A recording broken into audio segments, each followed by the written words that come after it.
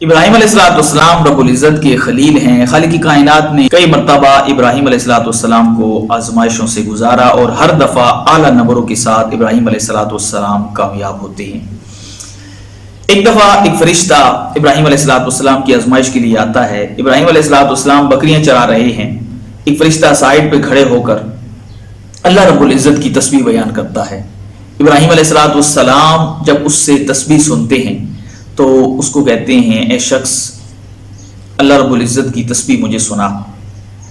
تو وہ شخص کہتا ہے بھائی میں پہلے تو اپنی خوشی سے پڑھ رہا تھا، اب میں آپ کی خوشی سے جب پڑھوں گا تو اس کی میں قیمت دوں گا۔ ابراہیم علیہ السلام کہتے ہیں ٹھیک ہے، میں قیمت دینے کے لیے تیار ہوں، میرے پاس جو یہ بکریاں ہیں ان میں سے آدھی بکریاں تم لے لو، مجھے میرے یار کا ذکر سنا دو۔ وہ فرشتہ جو ایک انسانی شکل میں تھا وہ ابراہیم علیہ السلام کو تسبیح سناتا ہے تو ابراہیم علیہ السلام اور بے قرار ہو جاتے ہیں۔ آپ فرماتے ایک مرتبہ پھر مجھے میرے یار کا ذکر سناؤ۔ وہ شخص کہتا ہے کہ نہیں، میں قیمت وصول کروں گا۔ ابراہیم علیہ السلام کہتے ہیں ٹھیک ہے، یہ جو باقی بکریاں ہیں یہ بھی لے لو، مجھے میرے یار کا ذکر سنا دو۔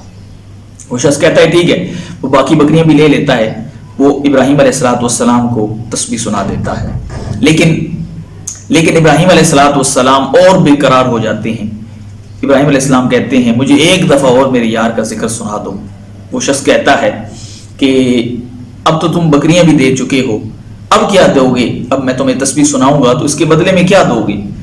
ابراہیم علیہ السلام کہتے ہیں یہ بکریاں میں نے جو تمہیں دی، یہ بکریاں جو میں نے تمہیں دی ہیں، اس کی چرانے کے لیے تجھے کوئی شخص ضرورت ہوگا، وہ شخص مجھے رکھ لو، مجھے اپنا چرواہا رکھ لو، مجھے میرے یار کا ذکر سنا دو۔